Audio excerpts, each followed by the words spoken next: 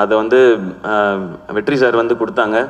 அப்போ அந்த விடுதலை நடந்துட்டு இருக்கும்போதே இந்த கொட்டுக்காளி அந்த படம் பண்ணாங்க. நான் கொட்டுக்காளி ரஷஸ் பார்த்துட்டு சொன்னேன், அண்ணா விடுதலை படத்தில் வெற்றி சார் வந்து உங்களை பயங்கரமாக ஒர்க் வாங்கியிருப்பாங்கண்ணே. அவங்க வந்து யாரனாலுமே பயங்கரமாக நடிக்க வச்சுருவாங்க. பட் எனக்கு என்னமோ தோணுது, கொட்டுக்காளி படம் அதை விட 1 மார்க் எக்ஸ்ட்ரா வாங்கிடும்னு நினைக்கிறேண்ணே உங்களோட ஆக்டரா அப்படின்னு சொல்லி எனக்கு அதுதான் ஃபஸ்ட்டு ரஷஸ். அப்போ நான் விடுதலை பார்க்கல, நான் விடுதலை பார்க்காமலே எனக்கு தோணுனது அதுதான். ஏன் அப்படின்னா மேபி அது இன்னும் நெருக்கமாக அவரை நமக்கு காட்டினதுனால. அண்ட் இதில் ஒரு சின்ன ஒரு ஷேடு இருக்குது, அது இது வரைக்கும் நம்ம சூரியன்கிட்ட பார்க்காத ஷேடு. அதனால எனக்கு அது தோண்டிகிட்டே இருந்துச்சு.